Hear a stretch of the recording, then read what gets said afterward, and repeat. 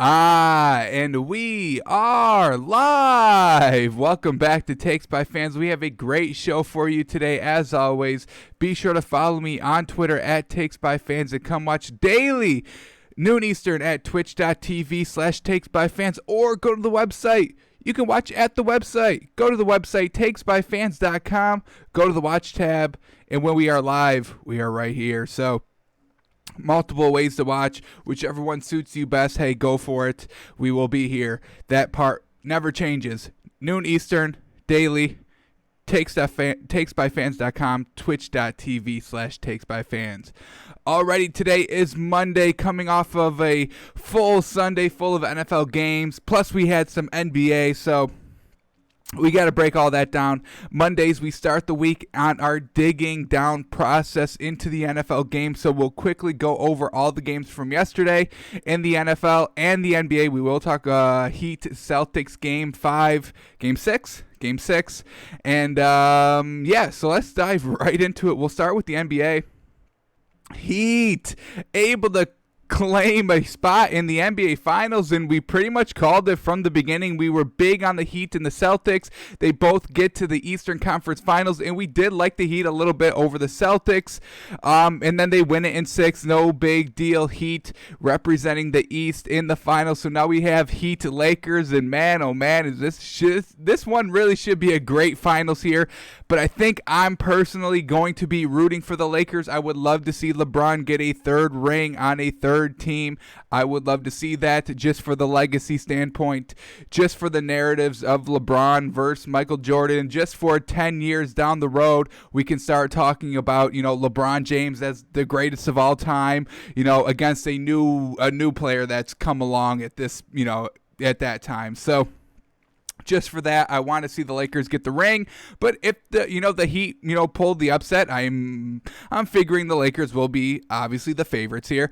If the Heat do somehow upset them, I would be kind of fine with that. Jimmy Butler has really been a mentor, a leader for this kind of young and growing team. Tyler Hero's been fantastic to watch. Goran Dragic, oh my God, some great games by him. Bam Adebayo, Jay Crowder. If Andre Iguodala could even get another ring, I'd be all down for that. But I think I will be rooting for the Lakers. I like LeBron and Anthony Davis. He's amazing to watch. So Heat close it out 125-113. Let's get into the highlights here, so then we can start talking a little bit more Lakers Heat. We will guess the lines here and check it out real quick. The first game of the finals is until Wednesday, so we do have a little bit of time to start preparing us for the series. But here we go. This is game 6. Heat here able to close out against the Celtics early on. The Heat just finding Bam Adebayo down low. Nice little 4-point lead for the Heat. But Andre Iguodala says, hey, let's make it 7. And Andre Iguodala 4 of 4 from 3 in this game. 15 points overall. We love to see it. Play off Andre Iguodala. The defense is great, but then he can put up 15 as well. All right, Jason Tatum, remember, he was scoreless in the first half in game number 5, scoreless in the first quarter here in game number 6. They were able to win game number 5. Let's see if they win game number 6, and then we get Jason Tatum. He was scoreless in the first quarter, but he's like, I got to start scoring sometime. So he's like, the second quarter will just be fine for me. A nice dunk there, a nice little 3 there to pull them within 2.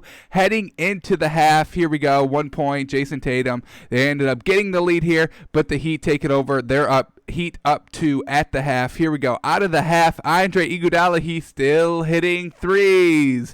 5-point lead here for the Heat late in the third, and Andre Iguodala pulls up again from 3. Very well done. Absolutely amazing. I believe he's been to 6 straight finals because he's been on that Heat or that Warriors dynasty. Now he's with the Heat and they're going back. So yeah, LeBron's going to 10 finals. Andre Iguodala is going to his 6th straight. Just kind of crazy. that this man is still working out in the league, and a huge kind of bench presence, a huge veteran presence that Andre Iguodala is bringing to this kind of young and growing Heat team. So they've got some great. I mean, this Heat team is already deep. Udonis Haslem and Andre Iguodala both being kind of key veterans. Udonis Haslem's been with the Heat for I think 17 seasons, something crazy like that. He's got all the Heat championships in their franchise history as well. So they've got some great veterans that can kind of, knows what it takes to win a ring, knows what it takes to win a championship. And then here we go. In the fourth quarter, Celtics try to make it close, but it's going to be Bam Adebayo that's able to close out the game. Heat go up 3 here, 5 minutes left in the fourth. Back now the lead's up to 7. We get Tyler Hero just driving to the bucket. Easy. We've seen him do that time and time again.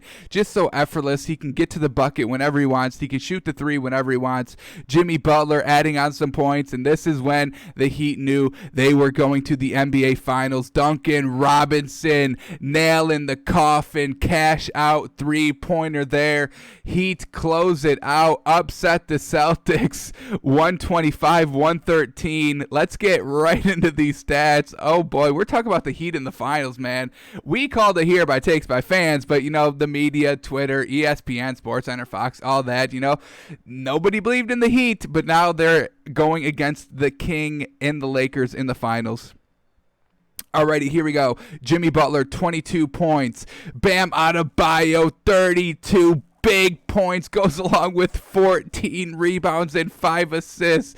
Just absolutely incredible. Bam Adebayo, he was the person that was going to get you 30 points in this game, in a closeout game, Game 6 in the Eastern Conference Finals to go to the NBA Finals. Bam Adebayo says, just hold on, I got us. I'm taking us over the finish line. 32 points by him.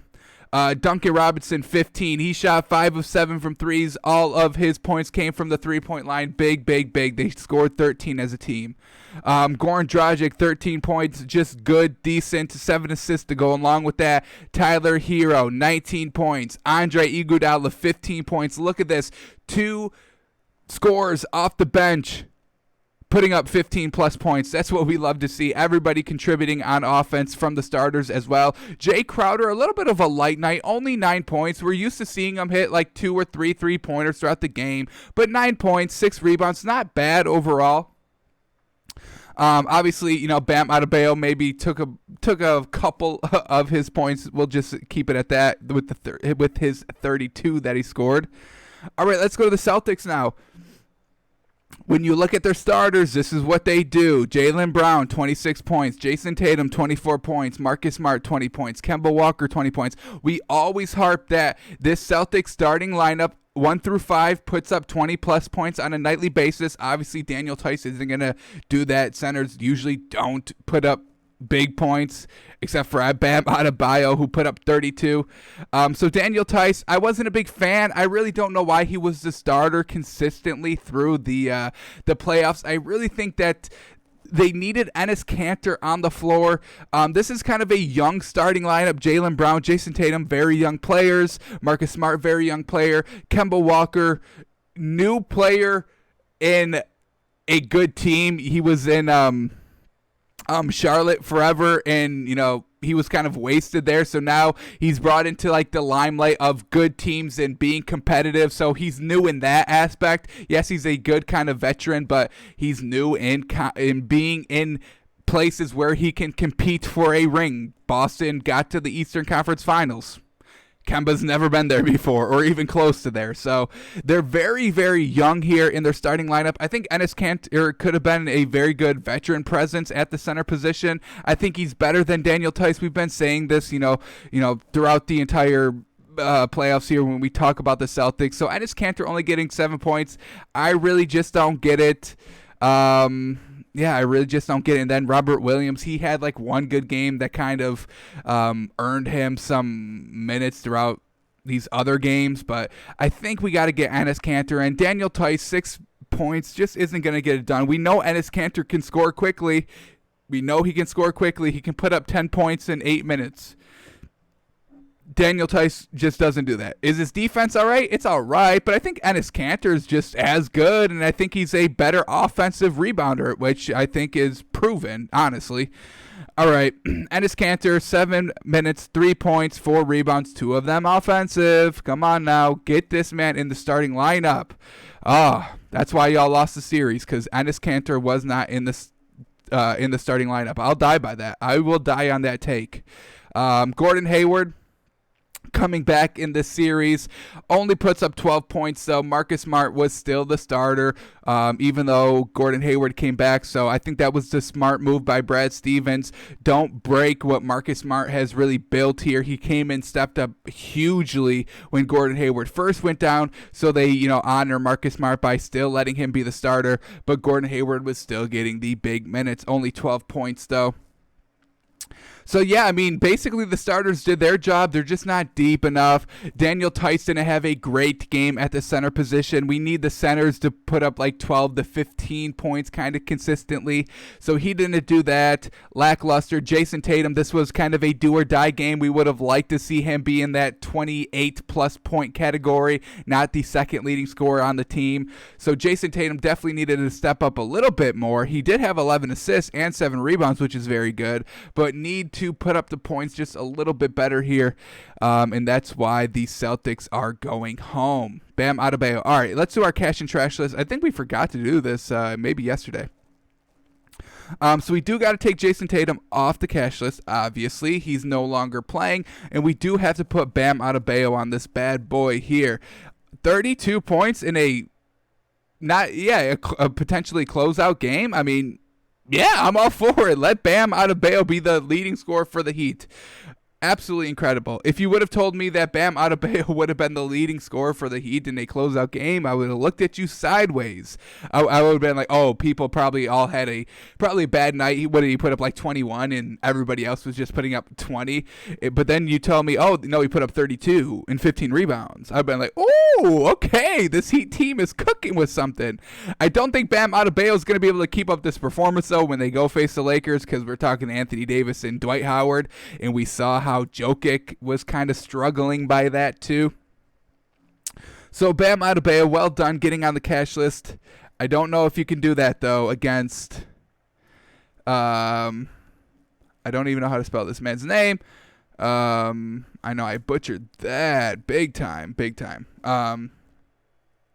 Yeah, Anthony Davis and Dwight Howard will lock him down. We'll see how well he does against them, but pretty much just getting locked down from the jump. He's not putting up 32 points. I don't care. Bam Adebayo will not put up 32 points in any of those finals games. I will also die on that take as well. Adebayo, come on. Why did I make it so complicated? Adebayo. Perfect. Alrighty. For the trash list, nobody's going on. Mason Plumlee, he's finally off. Take him off. All right. Nobody was trash. Yeah, nobody was really trash. Maybe I put Daniel Tice in the trash list. I don't know. He was only -3, so his defense was all right. But, he just doesn't. He's not great on the offensive side. Just not. Alrighty, let's talk about Lakers Heat. So we don't get their first game until Monday, September 30th. So once again, we have to say goodbye to basketball on every day. Unfortunate. We were having basketball every day for pretty much the last 2-3 months, and it was pretty fantastic if you ask me. A game, multiple games on, and then we went to one game on every day. But now we're gonna go every other day here. We got Wednesday, we got Friday, we got Sunday, but then we have then we get Tuesday. So still every other day until Tuesday. And then I think we get a little bit of a break here. Wednesday, Thursday, October 7th and 8th, no basketball. Then it resumes Friday with the back-to-back. So we'll have every other day, which I guess we'll have to just accept. We'll just have to accept it. So here we go. Heat Lakers. I'm going to be rooting for the Lakers personally. I think the Lakers are the better team overall. They were in the West. The Heat, I'm not saying that they got kind of lucky with their competition, but their first series was against Indiana. TJ Warren, I mean, that's all they had, and he didn't show out in the playoffs. He had some good seeding games, but overall, the Pacers were kind of poor overall as a team. He took care of them, which is good. I mean, the Heat 1-4, so we have to respect the Heat for doing what they were supposed to do against a lesser team. So the Heat there, but the Lakers were facing Portland while the Heat were facing Indiana. I think Portland's obviously the better team. They had kind of better momentum. They had better stars. They actually had stars, actually. I mean, I'm not counting TJ Warren as a star, no disrespect. I guess they did have Victor Oladipo, but he was kind of locked up the entire series as well. So round one matchup, I think we have to give it to the Lakers. Carmelo Anthony, Damian Lillard, who else did they have? CJ McCollum. They were all doing very, very well. And Carmelo Anthony was being clutch. Remember that? I had a fantastic time talking about clutch Melo. I loved it. So round one matchups, I think we have to give to the Heat, or to the Lakers. Round two matchups, Heat had the Bucks, and the Lakers had the Rockets. That one's a little interesting. We knew the Bucks weren't that great. Yes, they had Giannis, but he wasn't great, and then he got injured, and he didn't play the entire series, and he really wasn't looking good, and they don't have that good supporting cast. They're kind of one, maybe two players deep on that roster. It was Giannis putting up some good points, and then Chris Middleton and Brook Lopez. Brook Lopez was really consistent in that series, so I will give it to them, but Giannis wasn't playing, and then, James Harden, he's very good, but they're small. So I would maybe give round two, probably to the Heat. That Houston team was really not looking good. Russell Westbrook was just playing like nonsensical offense and defense. He was just kind of running around. He's like a freaking Russell Westbrook is like a 12-year-old at a birthday party cracked up on sugar, man. Like, he's just running around not doing really anything. Yeah, maybe he'll score a layup, which is really good, but then he's turning it over 5 times. So I think we'll give the round two matchup to the Heat, actually. I think the Bucks are better than the Rockets. So 1-1 here going into round three matchups. Heat had the Celtics. Lakers had the Nuggets. And I think we have to say the Celtics were a better matchup overall.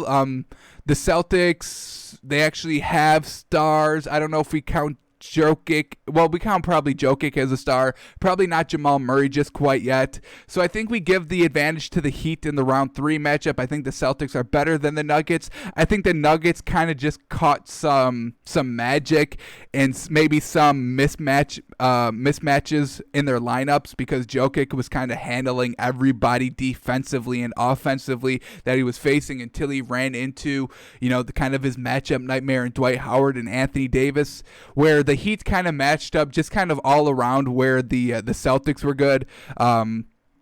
Celtics and Heat were a very, very similar team, 1 through 5, just collectively getting it done. Nobody's bigger than the team, no real stars to outshine everybody else. Everybody collectively scoring 15-plus points for the Heat. Everybody for the Celtics scoring 20-plus points consistently for them. So they definitely matched up a little tighter, the Heat and Celtics did than the Lakers and Nuggets did. But the Heat just overall just deeper in depth. I mean, you got Andre Iguodala. You still got Udonis Haslem. Yes, he's not playing, but he's offering very, very sound advice to everybody. He's kind of a second coach, a player's coach, if you will. So the Heat are definitely deep.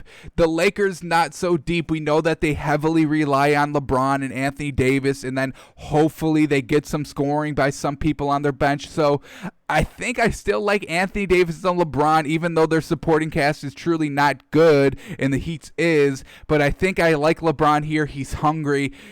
I think he's got more to prove still. Is that crazy to say? LeBron in the 17th season still has more to prove than anybody on that Heat team.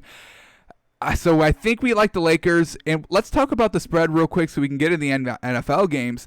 I think this is going to be probably Heat +5, +5.5 to start game one, and I think we take it just to see how the series is going to settle out. We know the Lakers aren't very good in game ones. They lost game one against Portland. They lost game 1 against Houston. Yes, they won game 1 against the Nuggets, but that was because Nuggets were coming off of a game 7, their second game 7, so they're going to be very tired. Lakers had a longer rest. So I still think the Lakers are not going to be good in game 1s, even though they won their last game 1. So we're going to predict that this opening line here, it's still only Monday, so we're still 3 days out from the first game, so it could definitely change, but the early line, I would expect it to be 5. So let's see what this is all about real quick. If the Heat were underdogs in that Celtics series, they're obviously going to be underdogs in this Lakers series, so that's why I have it at 5, and it's right there, perfect. We nailed that. Absolutely. 5.5. We called it. It's 5. And I think I'm comfortable taking that.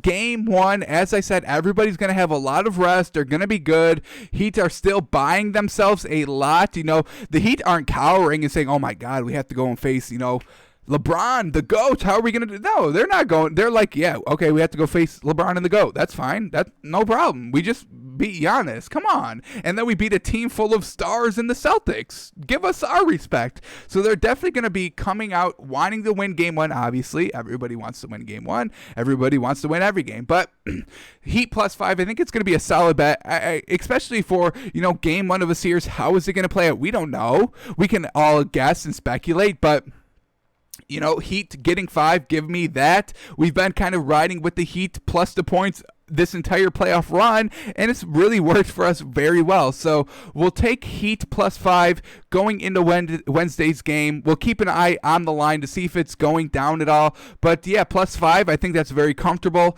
Game 1s, Lakers really don't show out too well in those. Alrighty, it is week 3 is in the books. Well, almost. We still got the Monday night game tonight, Chiefs-Ravens. That's going to be a great game. We already have some movement taking place in our power rankings. Let's remind everybody what our power rankings were so far going into this week. As I say, just go to takesbyfans.com, y'all. We're live here.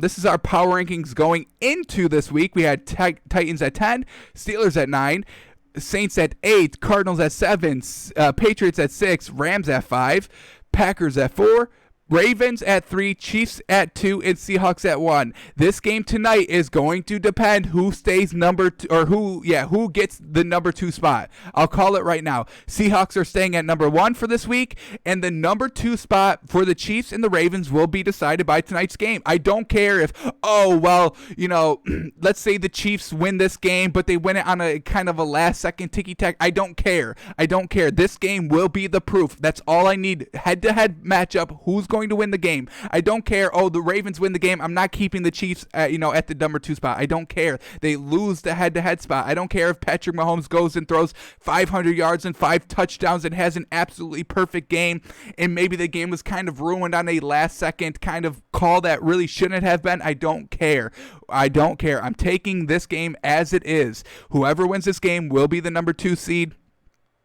Green Bay is probably going up to the number 3 seed, so the loser of this game will at most be the number 4 seed if I don't drop them down a little bit. Spoiler alert for tomorrow when we unveil our new listing, but I can tell you right now, maybe some moves. Cardinals are going to move. Cardinals are definitely going to move. Steelers are definitely going to move. Saints are definitely going to move. I will just, whether they move up or down, you'll have to find that out tomorrow. But this is what we've got going on so far going into week 3. So let's break down the week 3 matchups.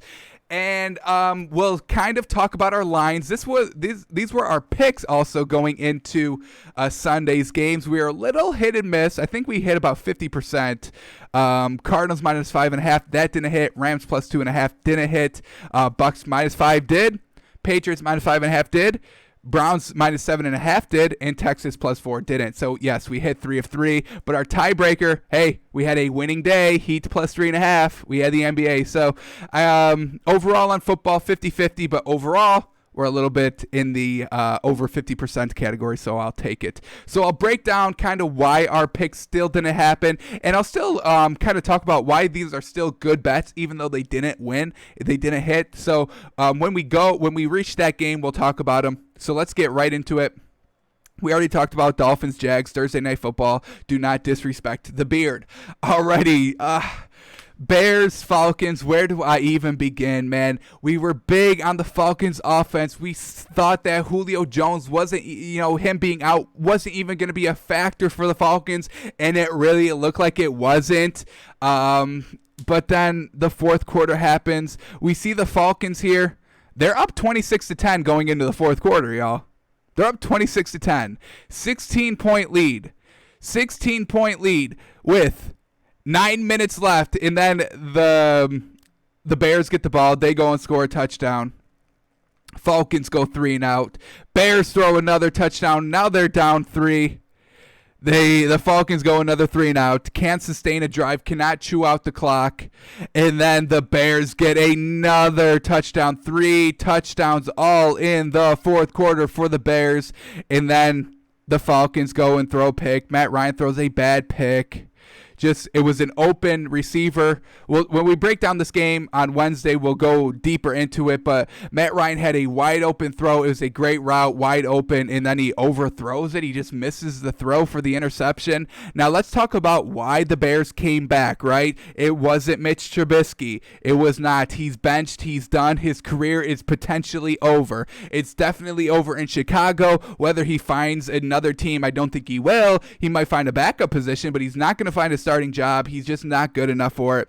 So he gets taken out in the third quarter after this interception. So Falcons are up 23-10 at this point. Bears trying to answer with a touchdown of their own, and Mitch Trubisky throws an interception. Unfortunate. Truly unfortunate. At their own 40, trying to drive. It's 3rd and 8, and he throws a pick, so they bench him. They bench him for Nick Foles, and then Nick Foles comes in, and he throws an interception, but his interception was a little bit better. It was toward the end zone. It was a 50-50 ball that the defender just came down with, and after that interception, Nick Foles is like, okay, I know I can't do that again. So then they punt. They go 3 and out, and then they have a 9-play turnover on downs trying to score a touchdown here at Atlanta's 17. It's 4th and goal. They try it. They don't get it. But, hey, that doesn't matter. Nick Foles says, all right, let me take a breath. I've thrown a pick. I've punted on 3 and out. I had a turnover on downs. I've done everything except throw the touchdowns, and I'm about to go throw 3 real quick. Real fucking quick. And that's exactly what he did. Touchdown, touchdown, touchdown, all in the fourth quarter. His last 3 drives, all touchdowns for Nick Foles. He puts up 188 yards, 3 touchdowns, 1 pick, and the Bears win the game, and the Falcons blow a lead. Unfortunately, Falcons, you have to fire Dan Quinn. You have to. He could be the best man in the world. He could be the best coach in the world, but he has this funk attached to him. He's got this funk attached to him, this blowing leads funk. Happened in the Super Bowl. Been happening all this season. Your offense is good. Your defense is obviously not good. But Dan Quinn, you just have to go for the sake of the Falcons to save the Falcons. You've got the funk, and there's obviously no way to clean yourself, to rid yourself of that funk. The only way to do that is to kind of start over with a new team, but you have to be fired, unfortunately. I obviously don't want to see anybody get fired, but I mean, we're 0-3, and you're losing to the Bears, and you're losing to Nick Foles and Mitch Trubisky, and you're blowing big leads in the fourth quarter. We're not talking about, oh, you got a 14-0 in the first quarter. No, we're talking about solid leads, 10-plus points, 16-plus points in the fourth quarter, in regular season games, and in the Super Bowl. So, Dan Quinn, I'm sorry, but you need to resign. You need to be fired just for the overall advancement of the Falcons organization. I'm sure you're a great guy. You're a decent head coach, but you've got the funk, and now you're losing to the Bears, and now you're 0-3, and your offense is still very good. You didn't even have Julio Jones, and Calvin Ridley still put up 110 yards. So I want to believe in this Falcons, and Todd Gurley rushed for 80 yards. So this offense for the Falcons is still good. They're still good. It's the Dan Quinn funk. It's unfortunate, but he has to go. I'll be surprised if he's still the coach at the end of the season. Falcons, we officially have to get off of them. They're no longer trustworthy. I know, every week, I'm talking like, yes, we still have to believe in the Falcons. Yes, they're blowing leads, and yes, their defense is good, but they're still putting up the points, and we can definitely respect that, when we get them +4 and +5s and all that. But right now, we have to be off of them big time. They're blowing leads. I believed in them to win the game. But now they're just done. They're over. Dan Quinn has the funk, and the funk is destroying the Atlanta Falcons. It's ruining Julio Jones' career. It's kind of tainting Matt Ryan's career. His career is already not in the best of lights, but Dan Quinn's funk is ruining him. He's got to go. It's unfortunate, but they have to get rid of Dan Quinn. That's the big takeaway from this game. I don't care about Nick Foles coming in. He really didn't even look that great. He's a backup quarterback that's looking for his shot. We saw what we saw what he does when he's the starting quarterback. He doesn't look good. We saw what he does when he's not playing in a playoff game. He doesn't look good. So the Bears are just screwed with both their quarterbacks. I don't expect them. I don't know how the hell they're 3-0, honestly, because they're facing trash teams. I have to call Atlanta trash now. You see what you're making me do, Dan Quinn? You're making me call this Atlanta team that's really offensively gifted a garbage team. Look what you got me doing. Bears win it 30-26. We'll talk about more of this game throughout the week, but Jesus Christ. Alrighty, oh my God, we almost had two big blown leads in the same week. Bills, they got a big, and Josh Allen, I was so close to buying Josh Allen. I probably still will, but I was big. I was expecting to put the Bills on our top 10 list in the first half. I was like, all right, they're set in stone. This is their first real competition, and they are absolutely blowing them out. So here we go. Bills in the first half. Look at this 11-play drive by Josh Allen. Caps off with the touchdown. And then we go a 7-play drive off an interception. Bills go and score a touchdown. Then they get an 8-play, 75-yard drive again by Josh Allen for a touchdown. And every time they've touched the ball, it's a touchdown except for their opening 3-and-out, which we can obviously forgive. But 3 straight touchdowns. We love it. They're up 21-3. But then the Rams start to come back. And we know we're big on the Rams. We're not selling the Rams just quite yet. The great second half performance by them. Josh Allen even continues his success into the second half. 7-play, 4-minute drive, solid drive there, ends with a touchdown. Now they're up 28-3, but this is where the Rams start to come back. They get a touchdown to answer the Bills' touchdown, make it 28-10. Then they pick off Josh Allen. Then they score another touchdown off that pick, 28-17. Then they go and score another touchdown off a Bills 3-and-out. Now it's 28-25. Now we got ourselves a game. And then the Bills fumble, and who fumbled the ball? Was it Josh Allen? He's sacked and he's fumbled by the one and only Aaron Donald. Donald with the strip sack, and then the Rams go and score a touchdown, and now they've got the lead officially coming back from down 28-3, and then the Bills get a call, and we have to check out this play because I'm very upset by it because, this would have proved us right in our locks with the Rams +2.5. All right, let's take a look. It was a pass interference penalty. This will be the only play we'll look at, and then we'll continue on. But it shouldn't have been pass interference. I hate the call. I hated the call. Here we go. Let me get to it really quickly. Last play of the game, basically.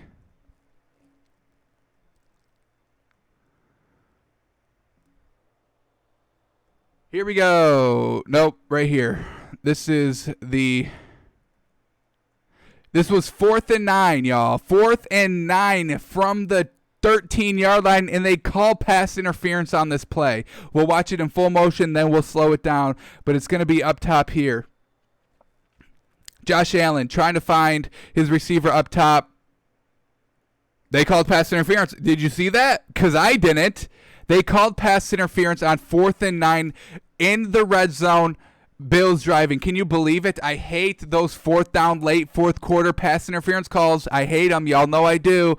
And here we get another one that really just hands Buffalo the game because now they've got 4 more downs in the red zone. 1st and goal now because this would have been game over. The Rams would have won it right here. Let's watch it again. They call pass interference on this play where? Within 5, that's fighting. That's fine. Now outside of 5, he lets go. This is pass interference. Where?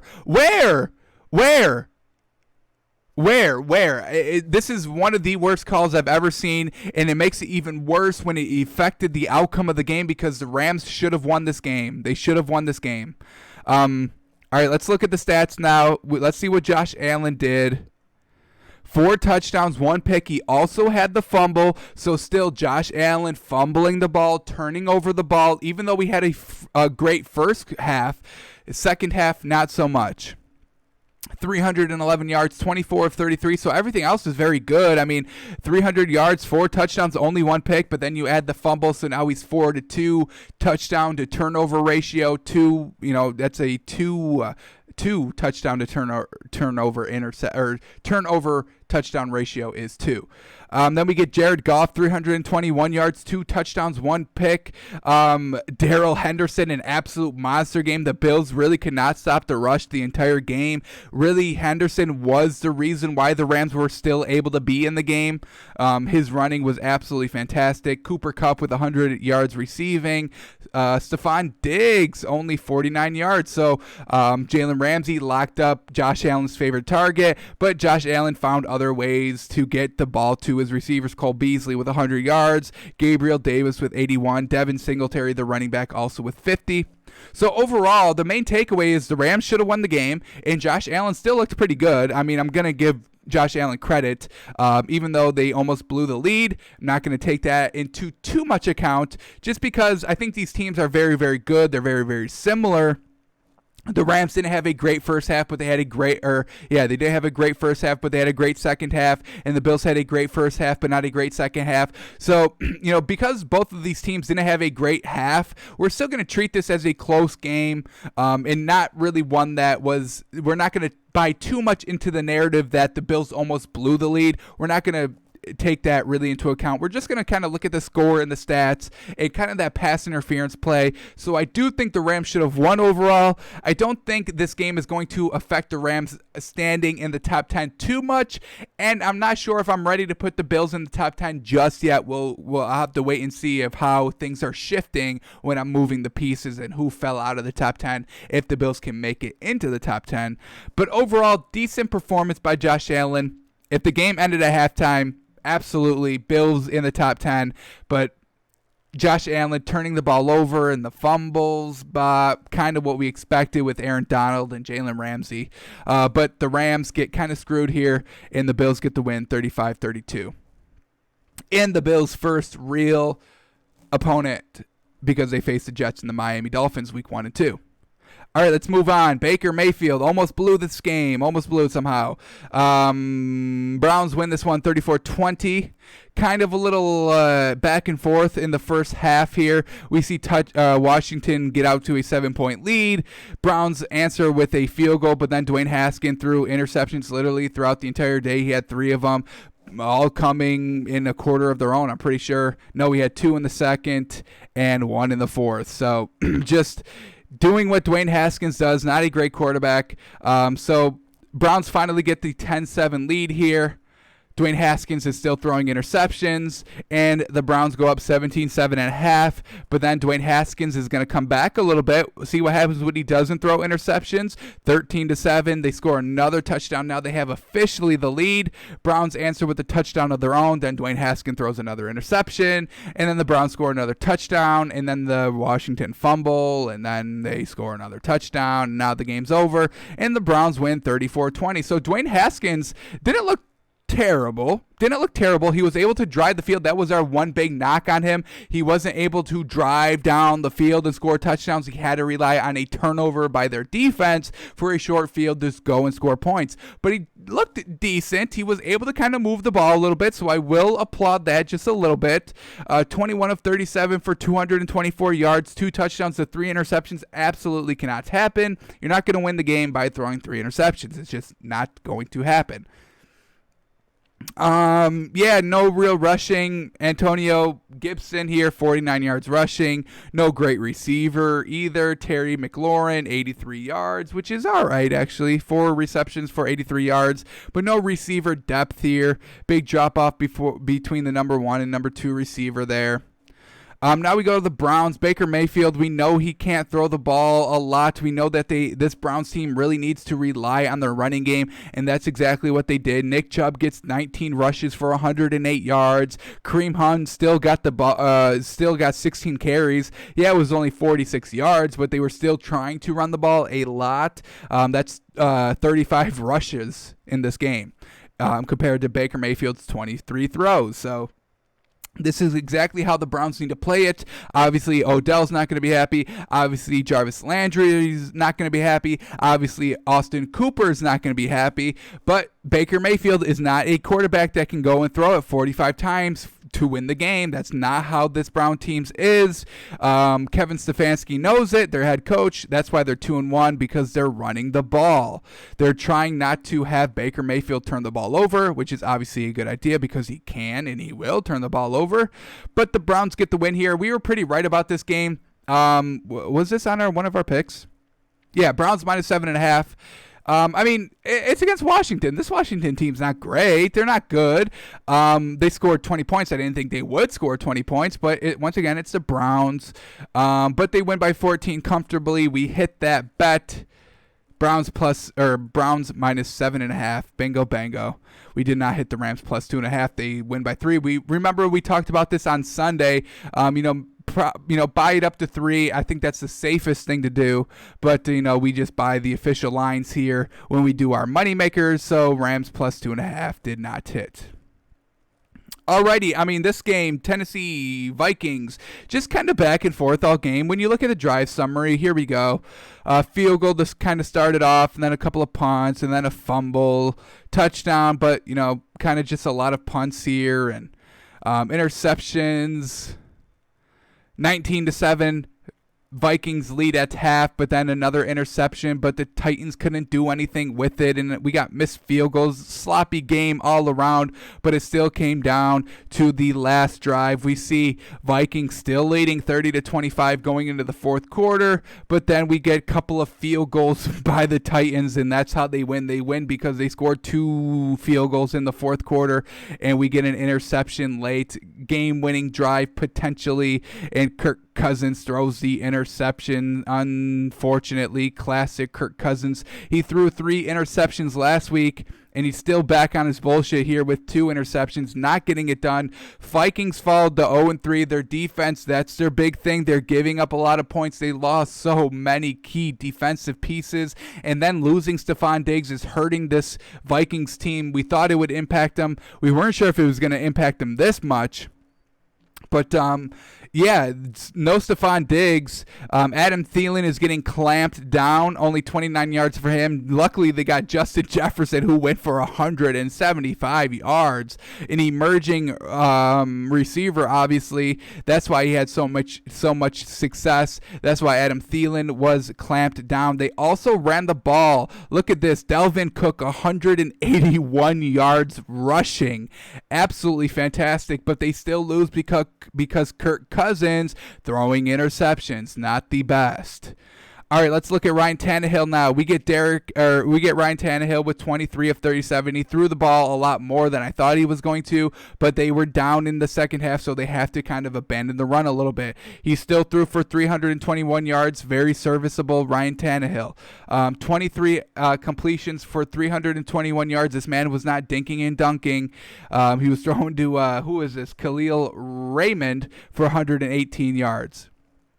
All right, let's look at Derrick Henry. We know he's going to get the 100 yards rushing. He puts up 26 carries for 2 touchdowns, 119 yards. Absolutely love to see this man still working in this league after getting paid. Obviously, the narrative becomes, oh, we overpaid him. Why are we paying running back in the first place? So I'm very, very happy that Derrick Henry is still having very, very great success after a huge year last year. And the Titans are 3-0. They win by 1. They know how to win close games, and that's something that needs to be coached. And Frank Vogel is a fantastic coach for what this Titans team is, which is mostly power running. Yes, they still put up 31 points because they were down and the game is closed. You can't really run the ball at that point. When you're down 24-12, can't really still run the ball, especially in the fourth quarter. Alrighty, let's move on. Didn't learn too much from this game. Vikings, we know, are trash, and Titans are still maybe a little bit better than we thought they were coming into this week. But we really still don't like the Vikings. Everything kind of went right for them. They still put up 30 points, but their defense is still allowing 31. Can't trust their defense. Yeah, their offense may still be fine. We had, I can't believe freaking Delvin Cook rushed for 181 yards. He averaged 8.2 yards a carry. That is wild, absolutely wild. And then we have Justin Jefferson with 175 yards receiving, so they were able to get it done through the air. They are able to move the ball on the ground as well, but their defense is truly not good, y'all. They're not good. They lose so many key pieces. They lost both their starting quarterbacks, their starting safety, and they're not able to find those pieces back in the draft or free agency coming into the season. Now they're 0-3, and Kirk Cousins is not looking good. Alrighty, moving on. Patriots, Raiders. We had this one. We had Patriots -5.5. We thought this was a very, very solid bet here. We thought the Patriots offense would confuse the hell out of that kind of poor Raiders defense, and that kind of did happen a little bit towards the end of the game. But when we go through it here, I mean, punt, fumble, interception, very sloppy first half for both first quarter for both teams. They end up closing out the first quarter with field goals of their own. But turnovers are still happening going into the second quarter. Field goal there by the Patriots. Then they both get touchdowns, and it's 13-10 Patriots at half. And then the punts and the field goals and the missed field goals still continue for the Raiders while the Patriots are scoring points. Touchdown there, field goal there. They're up 23-13 going into the fourth quarter. And then the Patriots are still 10-play drive here, 6 minutes methodical. Fumble by who fumbled it? Derek Carr, sacked in the end zone, touchdown. Look at that. Strip fumble in the end zone for a touchdown by the Patriots defense. This is still a Bill Belichick defense, y'all. They're still going to be good. Relax. Yes, they don't have Tom Brady, but Cam Newton is still a good, serviceable quarterback that can win games, and that's exactly what they did. They win 36. Most likely, the score should have ended 36-13, but the Raiders, with 5 minutes left, they go down and drive with a touchdown of their own. The Patriots are already up big, so they're not really pressing, just letting Derek Carr dunk his way down the field. They score a touchdown right before the end of the game to make it a 16-point loss, but this was definitely more than 16-point loss for the Raiders. Let's look at these drives here by the Patriots.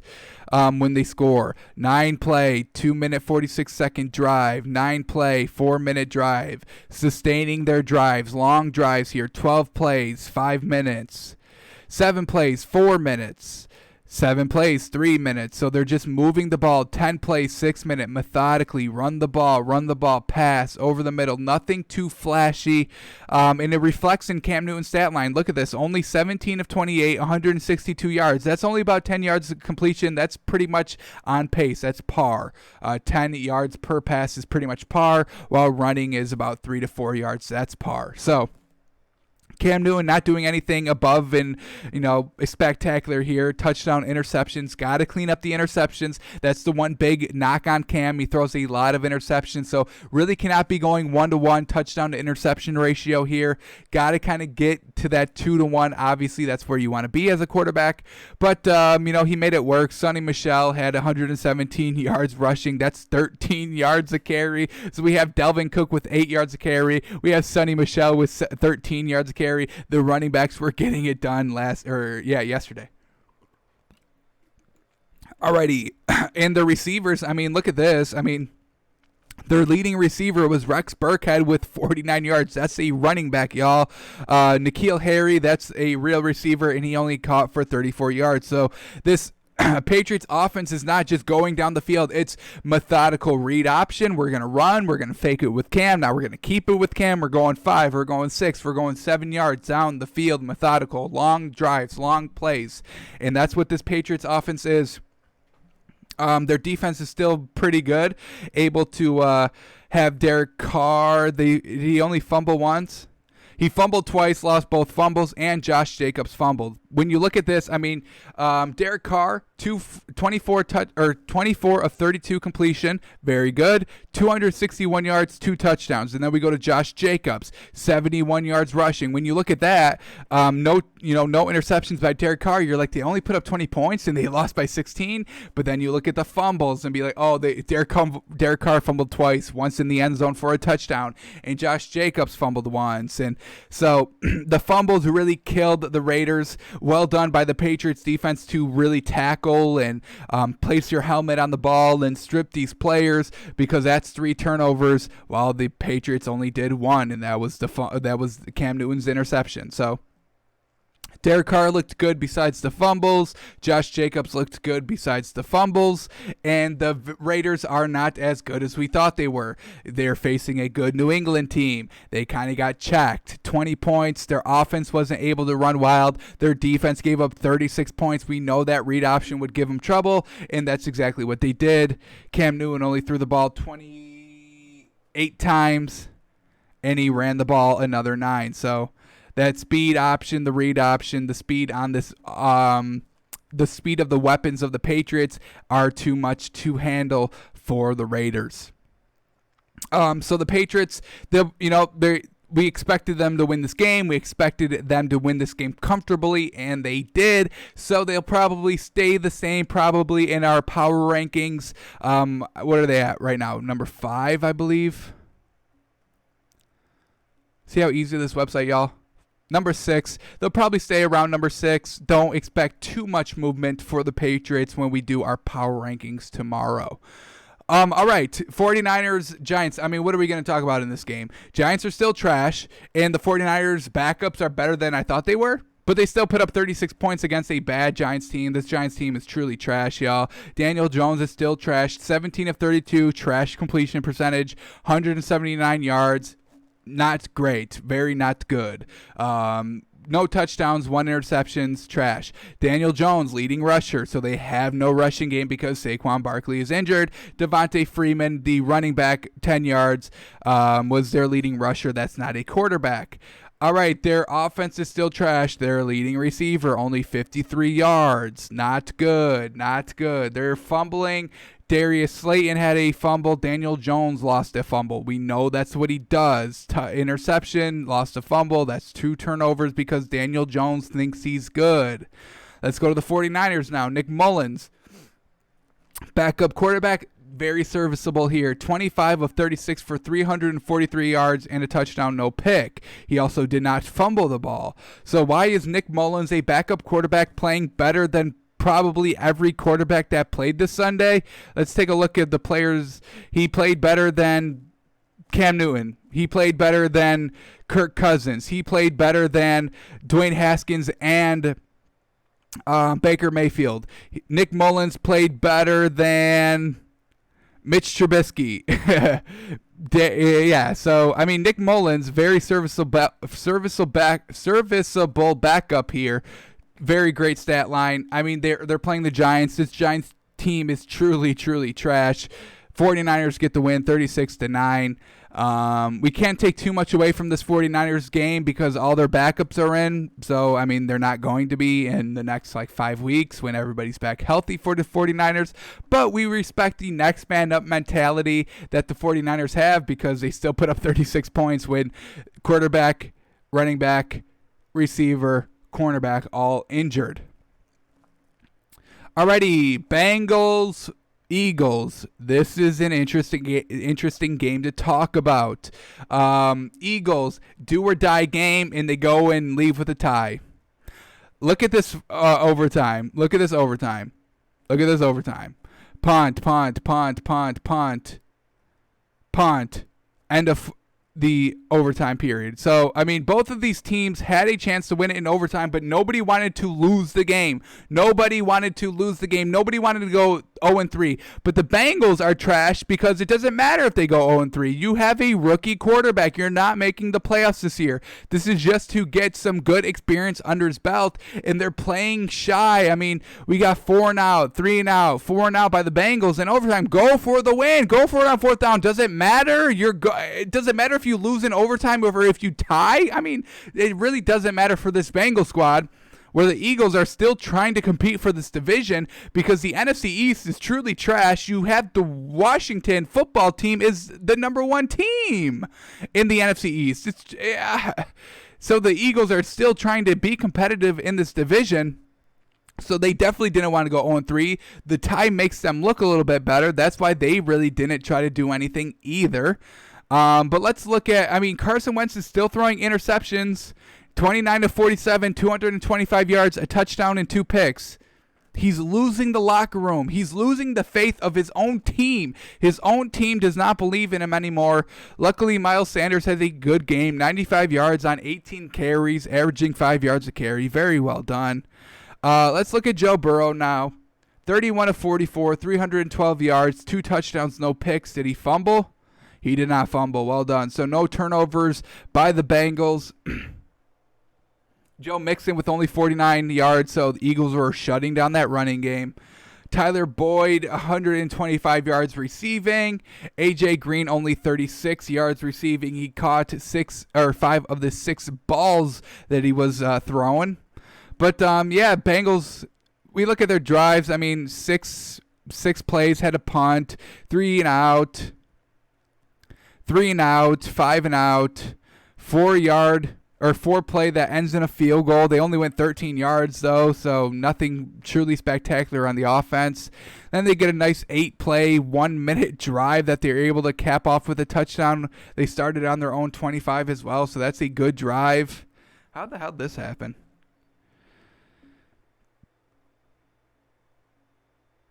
A couple of penalties helped them out a little bit. All right. So they go up... No, they're down 13-10 at half. Couple of good scoring drives. Their last 3 drives were all scoring drives, though. Look at this. Touchdown, field goal. So I give respect to them, able to put up the points. Look at these long drives. 10-play, 6-minute drive there. 10-play, 6-minute drive, both coming out with huge drives in the third quarter to start. And then nobody wanted to win in overtime. So we don't lose any respect for the Bengals in this game, but we kind of still are losing our respect for the Eagles. They can't even beat the Bengals, and the Eagles are at home. The Eagles couldn't beat Washington. They can't beat the Bengals. Who are you going to beat? The Eagles? Eagles, literally. Who else is there to beat? The Giants? The Browns? You're wasting all these easy games and not winning them. You've tied one and lost one. So can't believe in the Eagles. Carson Wentz is still throwing multiple interceptions in games here. 2 interceptions. Can't overcome that. Carson Wentz, they might have to move off of him. They drafted Jalen Hurts. You might have to go to him. I'm not a big fan of Jalen Hurts, but is he better than Carson Wentz? Probably at this point. If you're throwing interceptions and you're not beating the easy teams, why are you playing? Why are you the starter? You can't win us the easy games. There's no need for you to be on the team and to be starting anymore. Jalen Hurts, when do they make the move? Do they make it this week? I don't know, but it's going to be soon. Luckily for Carson Wentz, the NFC East is not good, so they're still competitive. So they probably won't bench Carson Wentz because of that reason. We still have a chance at the division. Why are we going to try and make this big change when maybe, things start getting out of hand? They're like maybe 5-1 at this point. Then they probably make the change. But if Carson Wentz can win the next game, they're going to keep him in most likely for the rest of the season, or as long as first place in the NFC East is still up for grabs. Alrighty, here we go. Texans, Steelers. This game kind of went exactly how I thought it would. We had the Texans +4 in our moneymaker. Let's go back to that. Texans +4. It was in our 99% guarantee section. Basically, I thought the Steelers would win, but I thought the Texans would cover the 4. They didn't. They lose by 7. Unfortunate. But, Big Ben looked good. 23 of 36, 237 yards, 2 touchdowns, no picks. Big Ben not turning the ball over is the biggest kind of success for Big Ben coming off the injury. He's not trying to do too much. He's used to, all those big receivers, Antonio Brown, still Le'Veon Bell, and Juju Smith-Schuster. Now most of those weapons are gone, and he's still playing very good. James Conner coming in here, 109 yards rushing. Eric Ebron is a great weapon for Big Ben, a good receiver just to dink and dunk off of. Good old safety blanket. You still have good old Juju Smith-Schuster. James Washington is still good. And Vance McDonald is not bad either. So they've got good weapons on offense, but their defense is truly, truly spectacular. They have any picks? One pick for Mike Hilton. Well done. And Chase... Nope, he fumbled. All right. So defense was still looking pretty good. They do pick off Deshaun Watson once. He went 19 of 27 for 264 yards, 2 touchdowns, 1 pick. So definitely not dinking and dunking Deshaun Watson. But the thing about this Texans team is they're kind of not good in the second half. I don't know what it is, but this Texans team just does not put up points in the second half. They put up all 21 of their points in the first half. Last week, they scored only 2 field goals in the second half. So they're not getting it done in the second half, whether that's just, players just figuring out, oh, this is what the team's doing? Oh, well, this is easy to figure out, and just makes the easy change, especially with this good Steelers defense. That's why the Texans didn't even score anything. They didn't even score 1 field goal like they did, 2 field goals last weekend in the second half. They can't even score anything in the second half this week because the Steelers defense is that good, y'all. Yes, they're this good. All right, the main narrative coming into this week was maybe, the Steelers had that easy competition those first 2 weeks. Week 1 against the Giants, week 2 against Denver, and it was a close game because Jeff Driscoll had to come in as an emergency situation because the defense injured Drew Lock, so the game was closer than people wanted it to be, but the Steelers are still good, y'all. Oh, my goodness. Steelers are still very good. That's why they're, I think, my number 6 team. They'll probably stay there. I don't know if they move up too much. They may move up maybe 1 or 2 spots. Still got to try to figure out where I want every team. But Steelers, man, the real deal. Really good opponent here with the Texans. And now we kind of have to kind of sell the Texans heavy. We were giving them the benefit of the doubt because of their tough schedule. Chiefs, Ravens, week 1 and 2. Now kind of an easier game. Kind of the Steelers, 1 o'clock window, really no pressure here. Did not think the Texans would go down 0-3 here. But the Steelers, they're still good. They get it done. Just hold the Texans scoreless. They were up 21-17, but then Big Ben comes out. Nice 12-play drive to get a field goal to make it a 1-point game going for the rest of the game here. But look at all these punts, interception, and then Big Ben in the fourth quarter, 12-play, 7-minute drive, methodical drive to put away the game, and they get the 2-point conversion here to just put away the game, go up 28 to 21. Texans punt with 5 minutes left basically, and the Steelers just methodically once again, long drive, 11-play, 4-minute, 47-second drive to ice the game. So well done by Big Ben. Look at this in the fourth quarter, held the ball for 12 minutes. 12 minutes, Steelers just driving offensively. Texans had no opportunity to score. They never had the ball in the fourth quarter. So, once again, good defense by the Steelers to force the interception in the third quarter and cap off a touchdown because of the interception. So, good defense leads to good offense, and Big Ben is one of the best. So Steelers 28-21 win over the Texans. We're selling the Texans big, and we're keep on buying the Steelers team. Alrighty, continuing on Colts, Jets. Jets are trash. Confirmed trash. Adam Gase is not a good head coach. Sam Darnold is throwing picks, but he's also throwing pick sixes. First one came on the first drive, pick 6. Luckily, Sam Darnold was able to answer with a 14-play, 7-minute drive, but that's when the Jets' offenses ended for the day. The Jets' offense left the game at 5 minutes left in the first quarter. The Jets packed up and went home. They were like, all right, we're done here. We got it. We got a touchdown at 7-7. Game over, right?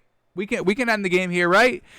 Colts said no. We gotta play the entire game. But the Jets, they went home. Touchdown, field goal, interception. They lead. Colts lead. What do they lead? 17-7 at the half. So manageable game for the Jets, but then they come out and do nothing. 3 and out, 4 and out, 3 and out. That leads in an interception. 7-play, 5-minute drive that they have to punt on. Truly unfortunate. And then they get a safety. Unfortunate. Just truly trash. They also throw another pick six here. I forgot to mention that. Sam Darnold, a second pick six of the game. So Jets are so trash. They have nothing offensively. They have nothing defensively. They're making Phillip Rivers look fantastic out here. 17 of 21, 217 yards, 1 touchdown, no picks. Jonathan Taylor only ran for 59 yards. T.Y. Hilton was their leading receiver with 52 yards. So this was not the Colts offense carrying them. It was the trashness of the Jets that the defense was able to take advantage of. Xavier Rose with the pick six. That's one of the key pieces that the Minnesota Vikings defense lost. Now he's over with the Colts, and he's absolutely fantastic. Who else had the pick six? TJ Carey with the other pick six. Xavier Rhodes had 2 interceptions. So Sam Darnold is just truly trash here. 17 of 29, 168 yards. That stinking dunk. Wasn't doing anything with the ball. 1 touchdown, 3 picks. They're turning the ball over just at an enormous pace, an alarming pace, a pace that gets your head coach fired, a pace that gets you benched as the starting quarterback, a pace that makes you go 0-16 and truly just not competitive in any game you're in. That's the Jets. That's the trash Jets. This game changes nothing in our opinion. We are not big on the Colts because they stomped an absolutely pathetic Jets team, especially when their offense, the offense did not win the game. The trashness of the Jets did. So we take nothing away. Jets are still trash, still not buying the Colts offense because of Phillip Rivers. Not quite yet, but the Colts win at 36-7, a game they should win 36-7 in. Alrighty, moving on. Panthers, Chargers. We're not big on Justin Herbert. Once again, not kind of showing us too much. Yes, in the stats, he's looking very good. 35 of 49 for 330 yards, averaging just below that 10 yards. So just kind of maybe dinking and dunking when he's throwing the ball. 1 touchdown, 1 pick. Really wanted them to kind of run the ball a little bit more, but that really didn't happen. 59 yards for Austin Eckler. Nothing great, nothing bad, just kind of maybe in that average zone for him. But Keenan Allen, he had 132 yards receiving. Austin Eckler had another 84 yards receiving. So when you put that with the 59 yards, once again, this is kind of, the dink and dunk because Austin Eckler is their second leading receiver. Austin Eckler is not running freaking drag routes down the field, post routes, 15 yards down the field. Austin Eckler is running, nothing in the backfield, just kind of open in the backfield, or kind of like 2-yard slants or 2-yard kind of outs in the flats. So Austin Eckler, he's not running these deep post routes. This is dink and dunk by Justin Herbert. This is a Chargers team that isn't trusting Justin Herbert just quite yet. I mean, this is only his second start, so you're obviously not going to throw him out to the fire. But yeah, we're not buying Justin Herbert. Yeah, they only put up 16 points when he threw it 49 times and put up 330 yards. They're not going down the field, y'all. Let's look at these drives now for the Chargers. 3 and out to start it. 3-play fumble drive. Who fumbled the ball here? Justin Herbert got sacked and fumbled it. Not good. Turning the ball over. But then they were able to get a 10-play, 5-minute drive going to score a touchdown. Very well done. But then they fumble again. Who fumbled this time? Jay Kelly, unfortunate, fumbled the ball. So just this Chargers team turning it over. And then we get a Justin Herbert interception on a nice 8-play drive Where were they on the field when he threw it? At Carolina's own 38-yard line, so possibly could have came out with 3 points here. Look at this, y'all. He throws the interception with 22 seconds left in the first half, and then the Panthers go and score a field goal, on top of that. So they get great starting position, and then they, cap it off with a field goal. They ran the ball back to their own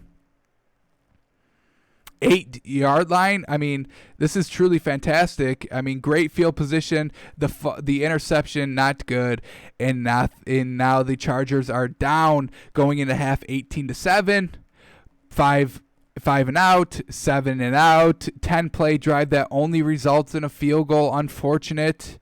Then they get a touchdown here to make it 21-16, and once again, game-winning drive results in not what they wanted, a fumble. Who fumbled it this time?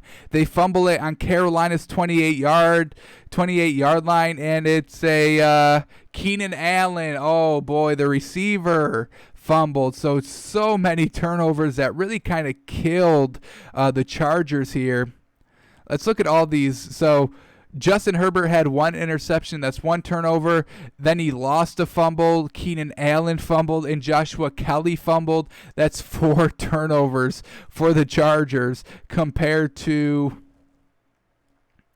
none. I mean, no interceptions and no fumbles. So 4 turnovers to 0. That's a recipe for a win for the Panthers. Now let's check on Teddy Bridgewater. We haven't been diving too deep into Teddy Bridgewater just because they've been not really winning games, so what's the point? But he's still looking very good. Look at this, 22 of 28, great completion percentage, 235 yards, 1 touchdown, no pick. The man moves the ball down the field. And he doesn't have like a number 1 receiver. Robbie Anderson, DJ Moore, that's his receiving core, his top 2. So nothing absolutely great there, but they just get it done. Look at everybody catching the ball, 65 yards, 55 yards, 45 yards, 45 yards. So they're just spreading the ball around, especially with no Christian McCaffrey. They still win the game. This was a very, very good game for the Panthers. Defensively, forcing 4 turnovers by the Chargers. They still only put up 21 points, so that's not great. When you have 4 turnovers, you hope to score on all those turnovers, and the Panthers, they did not. Field goal out of the fumble. So that's 3 points off a turnover. All right, here we go. All right, so they did put up points off the turnovers. I apologize. They only scored off of turnovers, basically. So 3 points off the fumble. 7 points off the second fumble. So now they're at 10. 3 points off the interception. They're at 13. And where was theirs? In the last fumble, they can't score off of it because it's the end of the game. So Panthers score only 13 points, 2 fumbles, 1 touchdown off of 3 turnovers. Not bad, but then, they really couldn't drive down the field when they weren't getting turnovers. Field goal and a field goal to start to answer a touchdown. So just the offense is a little skeptical because they're not scoring the ball when they're not turning it over. That's a little alarming. But the Panthers get the win 21-16. Can't buy Justin Herbert just yet. Doesn't look like, Anthony Lynn trusts him to go and just throw the ball down the field. They want to do long, methodical drives, but the reason long, methodical drives don't work, all the time is, more plays, more chances at turning the ball over, which the Chargers did show last night. Alrighty, oh man, this was my sure lock of the week. Really, Cardinals minus 5.5. I loved this bet. I loved it. And look what it did to me. Lions win it outright. Cardinals don't even win outright. Lions win 26-23, and this is because of Kyler Murray turning the ball over. 3 interceptions by Kyler Murray. Not good. Just ruining drives. 8-play drive that ended in an interception. 4-play drive that ended in an interception, and the Lions score a touchdown off of it. not good. Interception, 6 play, kind of driving, and then the Lions get a field goal out of it. That's not good. And they just try to go to DeAndre Hopkins a little too much. I mean, 12 targets. The second leading targeted receiver was Andy Isabella with 4. So they just love to force it to DeAndre Hopkins, and it gets Kyler Murray into some trouble trying to force it to him. They're not getting Larry Fitzgerald involved, which is a mistake. The man is still good. I would like to see them run it a little bit more. I want to see Kenyon Drake get like 23 touches. Slow it down a little bit offensively. Don't let Kyler Murray just try and do everything.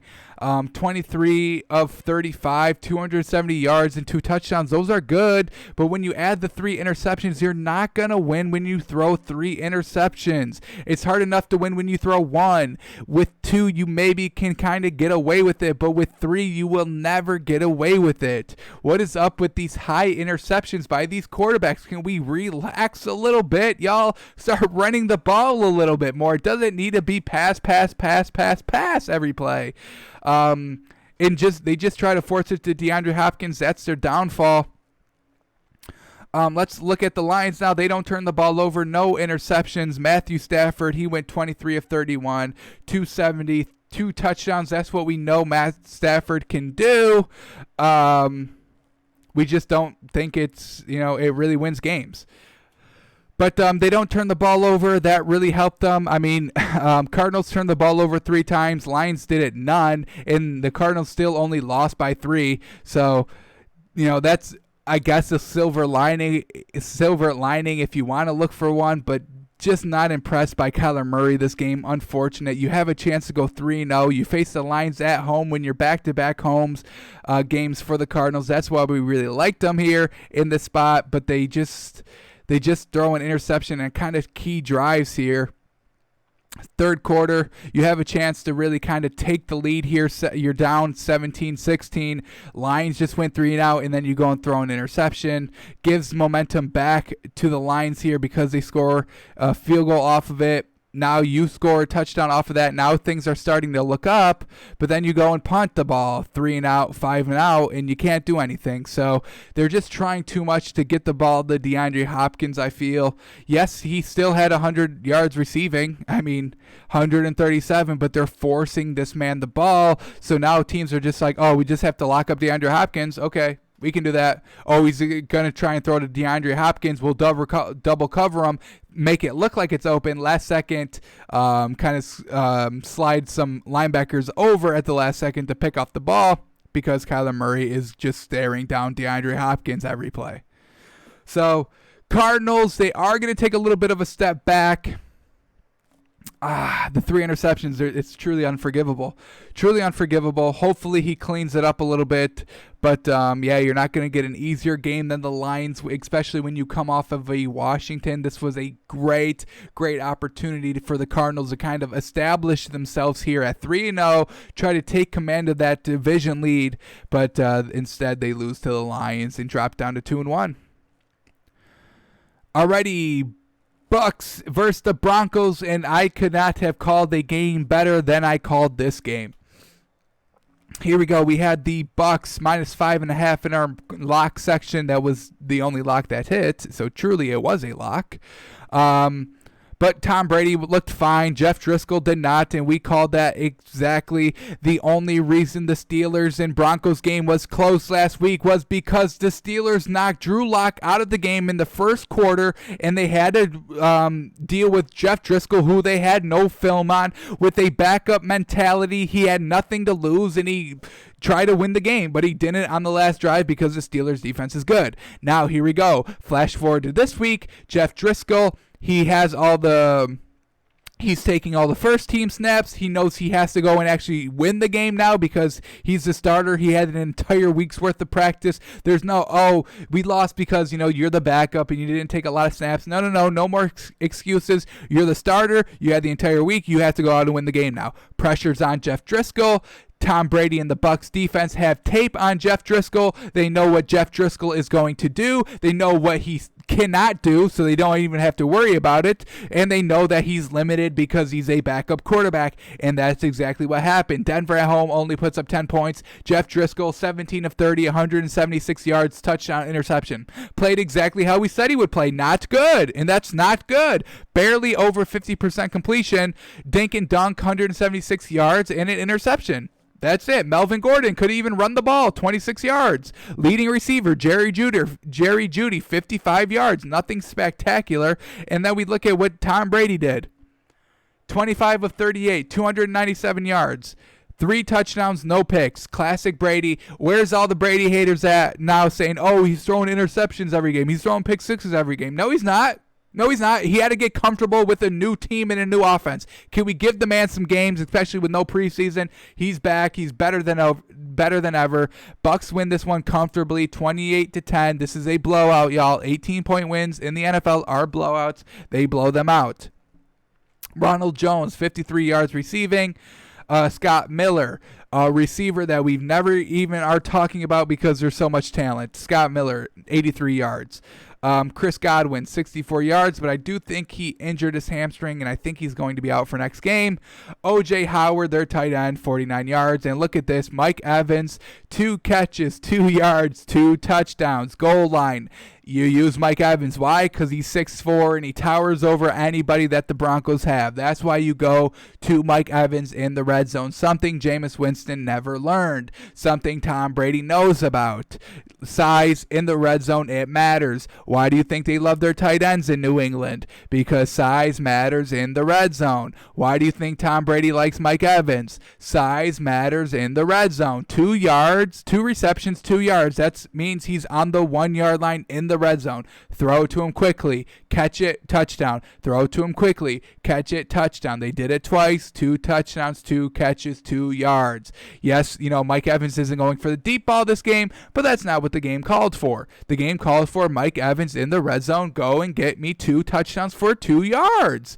That's what Tom Brady did. So Tom Brady looking good. Broncos not looking good. Exactly how we called it. This is kind of vengeance for the Steelers, seeing that the Broncos weren't playing well, and that the Steelers were not bad. It's just we couldn't prepare because we were preparing for their actual starters. Sorry, sue us that we kind of took the time to kind of throughout the week look at their starters and not their bench. Sorry, we were too focused on Drew Lock than paying attention to their second string quarterback. Steelers get vengeance here. We get vengeance. Tom Brady gets vengeance. We are all I don't even know how to say this word. I don't know. We've gotten vengeance. We've received the venge. I don't know. But we are all kind of, I can't even think of the other word. That's why I keep using vengeance, because I can't think of the other word. But we are all right in the end. Bucks get the win 28-10. All right, let's keep on going. Seattle and Dallas. DK Metcalf. I love you to death, my guy. I love you to death, but you can't. That fumble safety because of DK Metcalf. Not this one. It was a touchback, actually. Where was this? Can I find it? Punt, touched. Was it in the third quarter? I didn't think so. Why can I not find it? It would have just ended as a touchback, maybe turnover on downs, but I'm not seeing it. I'm seeing punt, touchdown, punt, fumble, punt. Maybe the fumble. Did they count it as a fumble? Yep, here it is. Okay, we have to watch this play. We really have to watch this because it kills me. It kills me. Russell Wilson is going to throw this ball like 60 yards. Look it. He releases it from the 30. It goes all the way down to about the 10. Look at that. Look at that. That's 60 yards. That's a 60-yard bomb. Accurate by Russell Wilson to DK Metcalf. And what does DK Metcalf do, y'all? He celebrates early. Look at this, man. Look at the separation. He has all the reason to celebrate. He was like, he caught just so wide open, he thought nobody was even near him. So he thought, hey, I've got enough to kind of celebrate. Lackadaisically, one hand palms the ball right before he crosses over the end zone. Look at this. I mean, this is great hustle. We have to give all the credit here to the defense, number 27. He literally popped the ball out right at the 1 yard line. Ball bounces out of bounds. That's a touchback. But look at Russell Wilson, y'all. 60-yard pass on target. On target. What other quarterback in the league can do this? Aaron Rodgers? Maybe Drew Brees. I don't know if Drew Brees even has the arm strength left. That's the perfect shot at the 1 yard line. Knocks the ball loose. DK Metcalf got so cocky. Rightfully so. I mean, this is a 60-yard bomb you just caught wide open. Nobody's even kind of contesting the catch on you. But man, oh man, you have to catch that. Yes, your team still won. Yes, you still got a touchdown catch, but that is unexcusable. When you get a 60-yard bomb, you better make sure it's a touchdown. I don't care how wide open you are. Woo, DK Metcalf, man. We're big on you here. We're big on you, but that one truly killed me. Truly killed me. When I was watching live, I was all smiles because I see my number one pick in our power rankings going 60 yards. Russell Wilson, best quarterback in the league, first on our MVP ballot so far, and then DK Metcalf just loses it. Should have been a huge touchdown for the man, but then we get a fumble instead. Alrighty, Russell Wilson, 27 of 40, 315 yards, 5 touchdowns again with no picks. Absolutely magnificent. Throwing the ball 40 times, 5 touchdowns, no picks. Woo, best quarterback in the league. Do not tell me otherwise. Chris Carson, respectable game, 64 yards on the ground. Then we get here, DK Metcalf, he still had the touchdown, 110 yards. Tyler Lockett, 9 receptions, 100 yards, 3 touchdowns, baby. Russell Wilson throwing to his receivers, not just dinking it off to the running back and he's going. I'm talking 210 yards, 4 touchdowns between actual wide receivers. This is why Russell Wilson is the best quarterback in the league. Chris Carson was their 5th leading receiver. Running back on the Seattle team is their 5th leading receiver. Russell Wilson's like, I've got wide receivers, I'll throw to them. That's their job. So absolutely love the Seattle's offense, like their defense as well. Yes, they gave up 32 points, but they still picked off Dak Prescott twice. I think Ezekiel Elliott, did he fumble? No, Dak Prescott. So Dak Prescott fumbled. 3 turnovers by Dak Prescott. 37 of 57, 472 yards, 3 touchdowns, 2 picks.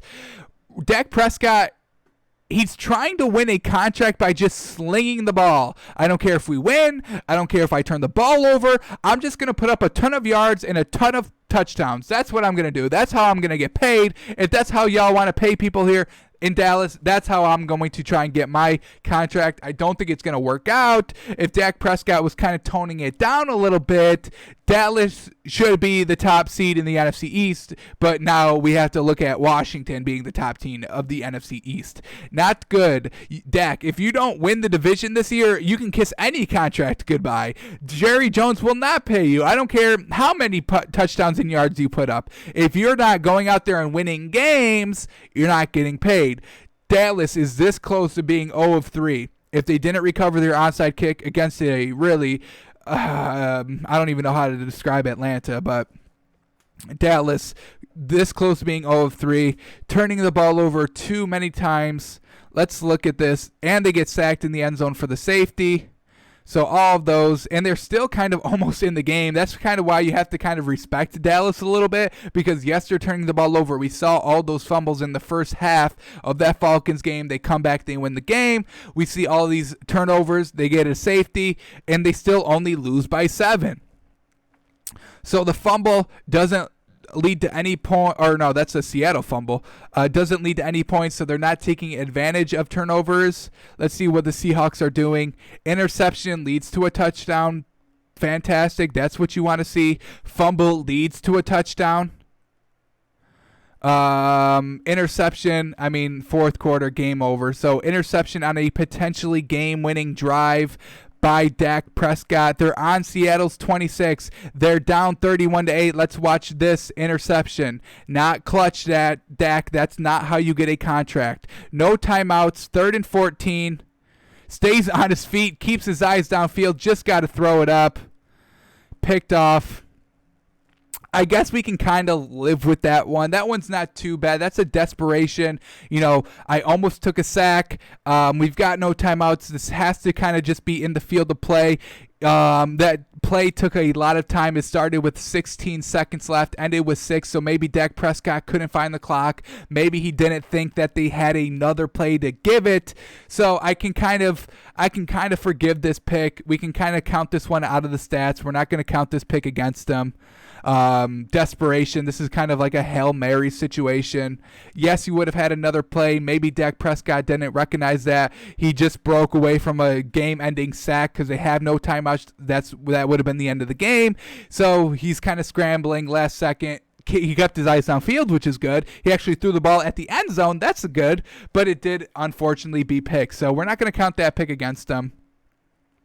But Seattle scoring points on those other turnovers that definitely did help them a little bit in the game. But Russell Wilson still putting up 5 touchdowns is spectacular. And let's see who got these turnovers. We got, DK Metcalf also fumbled and lost it. Oh, that was the one that we already talked about. All right. Excuse that, forgive what I just said. So we got Shaquille Griffin defensively for Seattle with an interception. Ryan Neal with an interception. Very well done by them. Jamal Adams, he'll get one. Don't worry, y'all. Don't worry. But Seattle get the win, 38-31. Alrighty, last game to talk about, and it was the Sunday Night Football game. Packers win it 37-30. We initially had this one, Packers +3. That was in our 99% category, but at last second, we kind of swapped it out with the Browns -7.5. Both of them hit, so either way, I would have won. I like it. Alrighty, we'll start with Aaron Rodgers, 21 of 32 for 283 yards, 3 touchdowns, no pick. And all right, we have to play who won the game for the Packers this week. Week 1, it was Davante Adams with over 100 yards receiving. Last week, it was Aaron Jones with over 100 yards rushing. This week, the person that won the game for the Packers is Allen Lazard with 146 yards and a touchdown receiving. Aaron Rodgers is going to everybody. If you're on the team, you're going to get the ball delivered to you by Aaron Rodgers. Aaron Jones, Davante Adams, Allen Lazard. Who will it be next week? Let me know. If you're right, I'll give you a free jersey. I'm actually going to do that. I'll post a tweet after the show. But if you can guessly correct who will be the leading receiver and win the game for the Packers next week, winner will get a jersey. We'll put that out there later this week. Oh my goodness, Allen Lazard, have you ever heard of him? 146 yards receiving on 6 catches. Absolute monstrous game by him. Aaron Rodgers still good at quarterback too. Let's go to Drew Brees. I mean, their stats, Aaron Rodgers and Drew Brees really put up a show. Pretty much exactly the same stats here. Drew Brees, 29 of 36, 288 yards, 3 touchdowns, no picks. Also, they got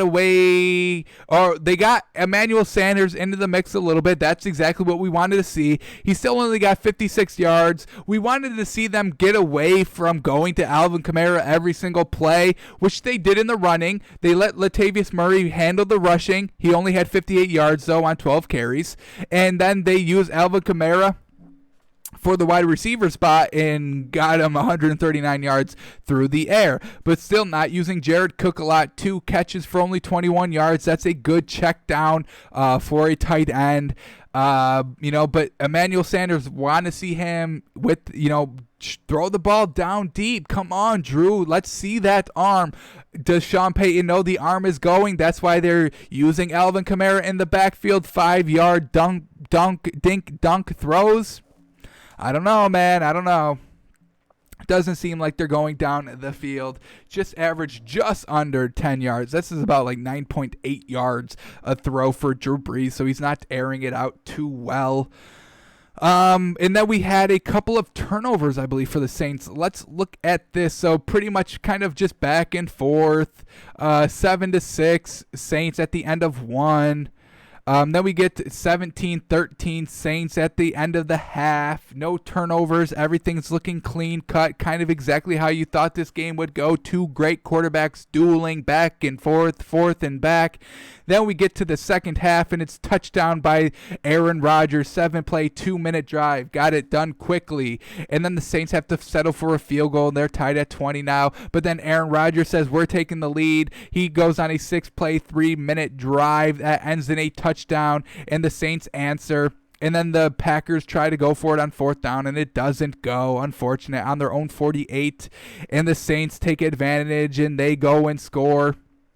Or no, they actually fumble. So the Saints fumble on it, and the Packers take advantage, and they score 3 out of it. And then the Saints punt, and then the Aaron Rodgers says, oh, you're giving me a chance to put the game away?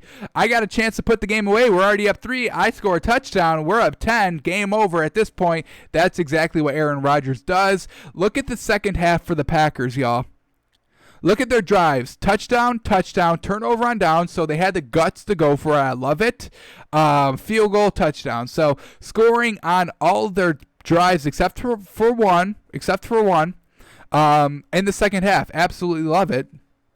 So Aaron Rodgers gets the better of Drew Brees here. Kind of turnover-free game. Maybe you kind of look at the fumble here, and this is something that maybe the play that kind of turned it around. It's a one-possession game. The fumble is one possession. You give the extra possession to Green Bay, and that could be the game if you want to look at it like that. But kind of clean game all around. Drew Brees didn't turn the ball over. Aaron Rodgers didn't turn the ball over. And who turned the ball over for the Saints? Well, it's the Saints' own beloved Taysom Hill. Oh, don't you just hate to see that? Fumble lost by Taysom Hill. Their kind of secret weapon, if you will, turns the ball over, maybe ruins the game for the Saints. Saints now down 0-2. This was a tough opponent for Green Bay. Green Bay rises because of this win. Saints fall because of this win. Back-to-back losses for the Saints. Utilizing Alvin Kamara just too much. Maybe kind of falling along the lines of what the Cardinals are doing, trying to get DeAndre Hopkins. That's kind of who they think they only have when they have so much talent on the roster. They're getting laser focused on just one of those great receivers, those great weapons. Cardinals doing it with DeAndre Hopkins. Saints doing it here with Alvin Kamara. Emmanuel Sanders needs more catches. Jared Cook needs more catches. Yes, Michael Thomas out is definitely hurting you. I get it. But you've got to find other ways because everybody's just going to rally around Alvin Kamara. We know you're not airing the ball down the field. You're either running it with Latavius Murray or just checking it down to Alvin Kamara. We'll load the box. We'll press every single time, the Packers are thinking. And, the Packers, they'll fucking use everybody on their team, where the Saints are just using Alvin Kamara. The Cardinals are only using DeAndre Hopkins. This Green Bay team is versatile. They're winning games using a different person, a different receiver, a different running back every single game. We'll see what they use for game number 4. I'm going to have to go deep in the roster list to see who even could try to catch it. Who's going to catch these balls? Who's going to be the next big receiver here? Robert Tonyman, potential candidate here. 50 yards this week. He could go for another 100 maybe. Then we get Jace Sternberger, 36 yards, potential candidate next week. Mercedes Lewis, Aaron Jones, he already had one. Tyler Irving.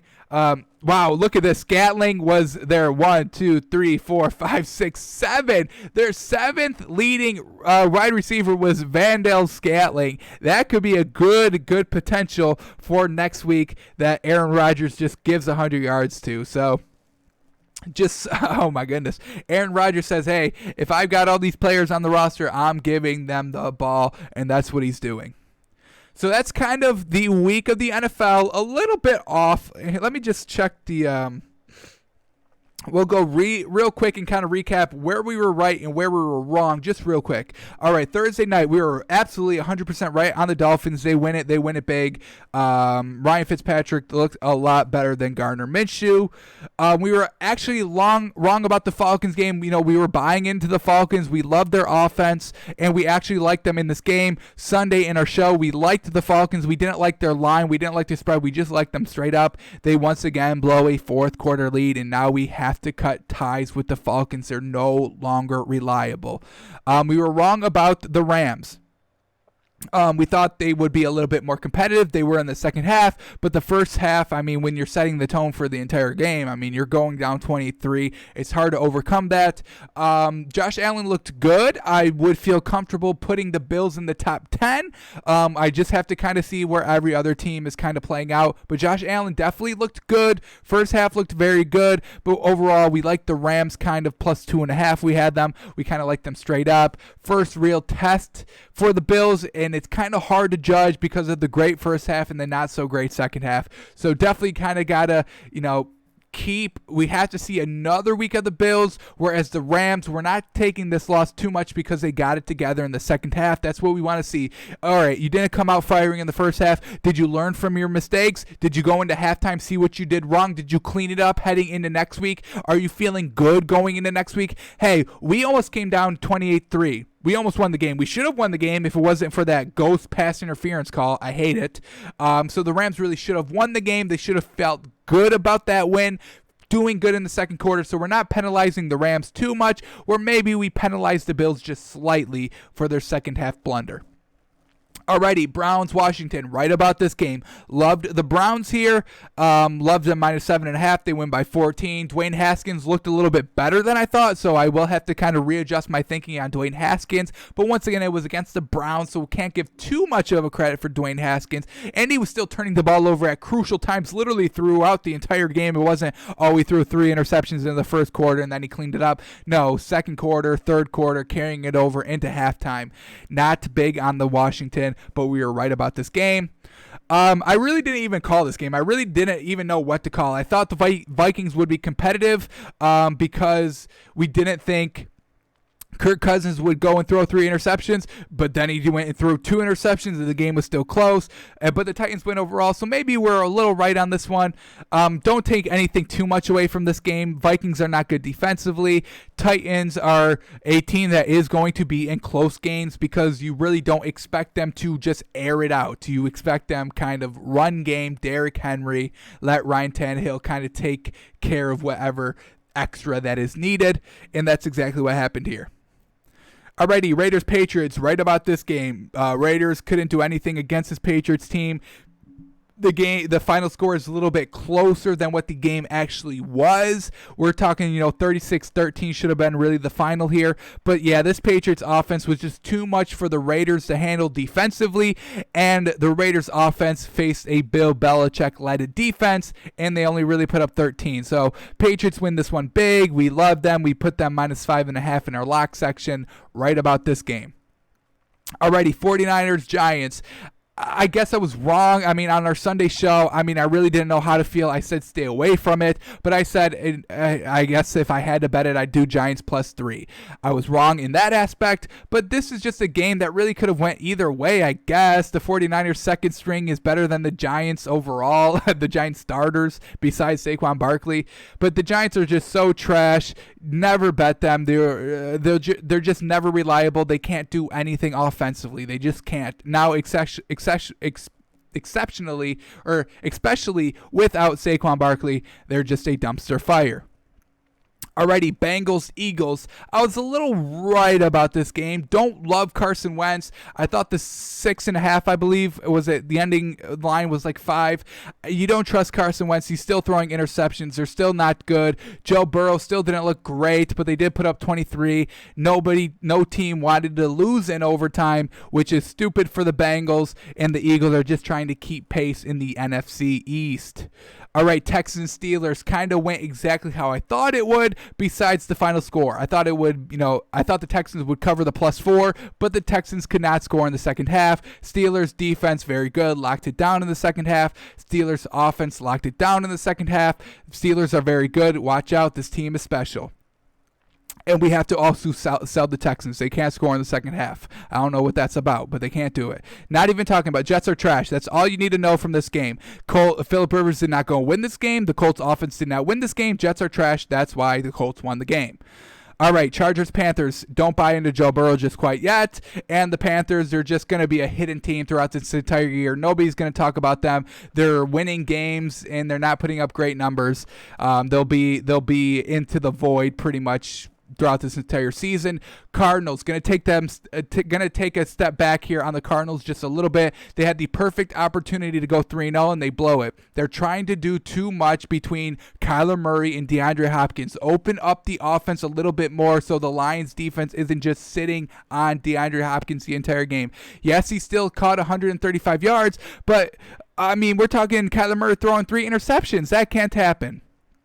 Alrighty, Bucks Broncos game went exactly how I said to a T.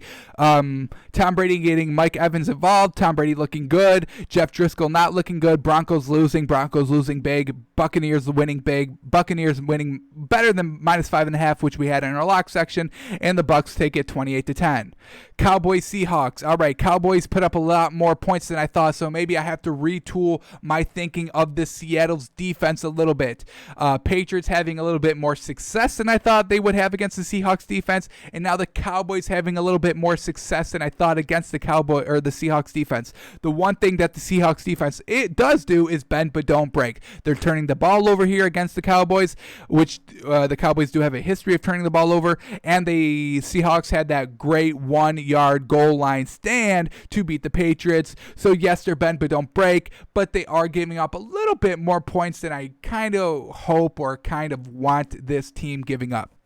Saints Packers. I backed out of the Packers game or Packers bet last week, but Aaron Rodgers is still showing us why he's my number 2 for MVP behind Russell Wilson. Gonna take a little bit of a step back here on the Saints a little bit. Losing Michael Thomas is obviously hurting the Saints offense. They're focusing too much on Alvin Kamara, and I do not like it. Where we look at the flip side of Aaron Rodgers and the Packers, they are getting somebody new involved with 100 yards receiving every single game. Who will it be next week? That is the big question mark, but it will be somebody. Alrighty, that will do it today. We have a good starting point throughout the week where we can start breaking down these games a little bit more in depth. Tomorrow we do our cash and trash list for the NFL. Who DK Metcalf is unfortunately going to be on the trash list. The fumble, we have to. Yes, you're great. Yes, I like you a lot, but we have to put you on the trash list. So we will do our trash list, cash list, trash list. We will also do our power rankings tomorrow. There will be a lot of movement, a lot of teams I was just not impressed on. I'll tell you right off the rip. Saints, they're number 8. They're probably going to be off tomorrow. They're going to be out of the top 10. That leaves a spot open now. Maybe Buffalo can squeak in. We'll see. But Saints will be out. Cardinals may drop. I might drop them out, but they will be low if in the top 10. Rams, I don't think. Rams, Patriots, not a lot of movement. Kind of exactly what I thought this team is still about, but we'll see how I feel tomorrow when I finalize my list. Green Bay will be moving up. I think they will be number 3. Possibly number 2, depending on how this game tonight shakes out. The winner of this game will determine the number 2 seeding in our power rankings. The other one will possibly drop to number 4, maybe 5 or 6, depending on how well they play. Possibly drop down a little bit further. Seahawks will still be number 1. They're still winning. They're still looking good. Russell Wilson is still the best quarterback in the league. They will be still at number 1 tomorrow. So we'll do all that. yeah, we'll do all that, and then maybe go in a little bit in depth. And then on Wednesday, that's when we do a lot of film study. We'll go drive on some games. We'll look at Justin Herbert, his progression still. We'll see what Kyler Murray is kind of struggling with. So we'll get into all that just a little bit deeper throughout the week, getting us ready for our picks for week number 4. Alrighty, we will be back here at takesbyfans.com. Come watch twitch.tv/takesbyfans, noon Eastern every day, or come follow me on Twitter. I post when I'm going live and all the good stuff at takesbyfans on Twitter. Alrighty, y'all, we will see you tomorrow.